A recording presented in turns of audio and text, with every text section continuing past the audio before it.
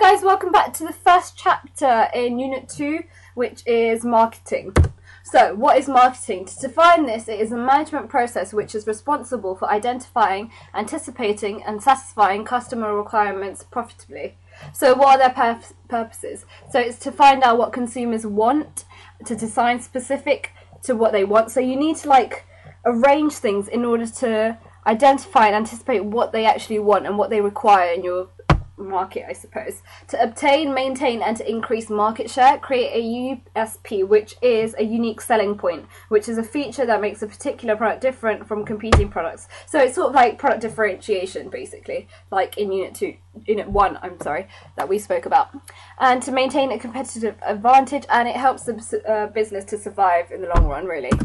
So marketing objectives. To define this, it is goals and targets that they want to achieve. So I've sort of given you an example because you're sort of like, what exactly is a marketing objective? So if I was a firm selling crisps this time, and I wanted to, actually no, because I used a fake example, I made up a word called Air Hockey 20, which I don't know why it came into my head, but that's my example. So I've got a little business. I sell Air Hockey 20s, which is probably some future advanced thing that, I don't know, might exist one day. So my goal or my target that I want to sort of achieve is to maybe achieve a market share of 20% for the Air Hockey 20 within 2 years of launching. So that is an objective for my market, really. Corporate culture is like attitudes, customs and expectations that influence the way decisions are made within the business. So an example, like employees and management understand what's required from them and they act in accordance to the core values. So they sort of know how to run things. I think HSBC doesn't actually have corporate culture, like their managers and their employees aren't exactly, well, they're quite poor in terms of their standards and their values, really, so that's like negative corporate culture, I suppose. Marketing strategies. So it is used in order to meet the marketing objectives set by the business, and it could be short or long term. So an example of this is like increasing sales. So if the market objective, the original market objective was to increase sales, then a marketing strategy would be like to have a promotional campaign, because if you have a promotional campaign, you're technically promoting yourself out there, and customers and consumers sort of know what your product is all about, and that helps them sort of come over to you, buy your products, hence oh my god, why can I never speak? Hence increasing sales. Niche market is a small part of the overall market that has special characteristics. So it's like a small segment of the market. Maybe you're specific to a certain product. Maybe it's quite... I think I've talked about this. Like there was a question, I think it was supposed to be in Unit 2, about the halal makeup thing that came up in the Edexcel paper. So that's sort of a niche market. A mass market is a very large market with high sales volumes. It usually occurs when a product is aimed at the largest group of consumers for the particular product. So examples of this is like Coca-Cola or Pepsi.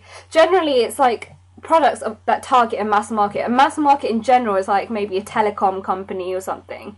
But like Coca-Cola, they're targeting a mass. They're targeting a whole market, like the whole world. They're targeting a lot of people with their products. So that's a mass market. So on a large scale, basically. Advantages and disadvantages. I just like to quickly point out my colourful orange tables and my little, you know, custom thingy on the side, the little, who cares? Who cares? So, a niche market, the benefit. It avoids competition in the short run. So, because initially when you have a niche market, your products are technically tailored to the consumer's needs and it's sort of original in their own way, and unless no one comes in at that point, like at the start, you've got your own business, it's quite unique, but then people know it, they purchase it and they discover more about the market, and then in the long term people might copy your products, so that's why it's short run. They can charge higher prices because you're a niche market. It's like a unique product that you're selling, so you're able to charge a higher prices because people might still buy them. You have specialist knowledge, which gives you a competitive advantage, and you focus on your customers' needs, really. So it's differentiated products, so you're mainly precisely focused on them. The drawbacks is there's limited room for growth because it's difficult to achieve economies of scale. Economies of scale is like a long run. I'll talk about this soon in probably the next chapter. Consumer taste changes, so they're vulnerable to consumer taste. Like people's maybe one day you might buy a specific scarf that has these specific features. The next day you're like, oh no, the trend has changed, and then you might not go to this shop anymore. So that's sort of a disadvantage to them. Economic downturns, they're vulnerable towards that as well. And if you're too successful, if you become too big and stuff, then mass market businesses could compete because they think there's a gap in the market and they can, like, you know, they could be profitable as well. Oh, okay, so the bottom one here, around here, is supposed to be mass marketing. I don't know where the word has gone. But mass marketing, so the benefits of this is maximize the number of customers and sales revenue. So, because you're a mass market, it's a large market. Cheaper for consumers because your average costs are technically falling and you're mass marketing. So it's undifferentiated, hence economies of scale. Like, the more you produce, the cheaper costs are, and therefore you can benefit at AC is average cost, reduced average cost, basically. Drawbacks, you can't satisfy everyone because everyone's got different tastes, unlike niche marketing, which is specific to, tailored to people's needs.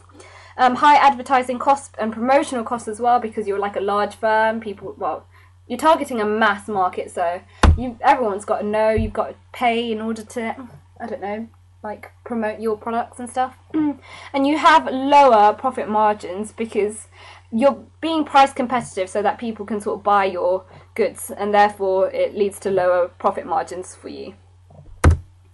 Marketing mix. So this is price, product, promotion and place. Price, ability to set price and can be a valuable source of a competitive advantage because you can say at a lower price and then you could get more sales. You could say at a higher price. If you're a niche market, you could still, like, get more sales and stuff.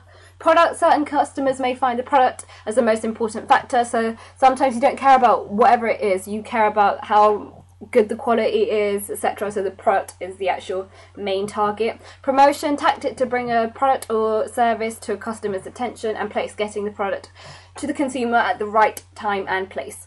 So price, when is it important? So it's important when you launch a new product or you enter a new market, and it's also important for products with a lot of competition. It's less important if the product has little competition and if there is a strong brand, and when, like, producers accept the going market price. So that's sort of a negative factor, I suppose. For product, the most important factor is, like, high-tech products such as phones, because that's when people care about how good the quality is, what sort of phone they want, because you don't care about the price, you don't care where they sell it, blah blah blah, you just care about that specific phone. Quality, like I've said, fashion, stuff like that, to differentiate a product from the competition. It's less important for standardized or mass market products, or when the price is actually critical, like it's really expensive, like the iPhone 6 Plus, for example. Like, not everyone is probably keen on buying that. They might just buy the iPhone 6 instead because it's a bit cheaper. Although that's sort of price, sort of. But it determines if the product is really necessary, I suppose. Promotion.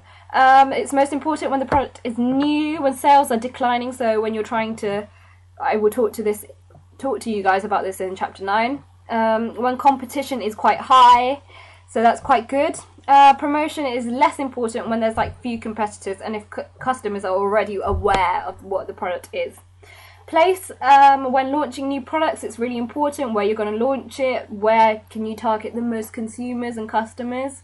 They need to be aware of the product, they need to see it, and they might buy the product on the impulse. You kind of need to, well, you might just want it at this specific time, because sometimes you go into shops and you're like, ooh, there it is, might just buy it, and then I'll probably regret it later because it's just going to sit there gathering dust, depending on what it is, obviously. It's less important when the internet has made physical place less important, because the internet is another way of, like, everyone buying goods and services. So going to an actual place has become less important. And when a strong advertising presence will lead customers to find the right product for themselves. And that is it. Woo! We will get back to chapter 9, which is basically chapter 2 in unit 2, which is using the marketing mix. And good luck with unit 2, guys. I'll catch you soon. Bye.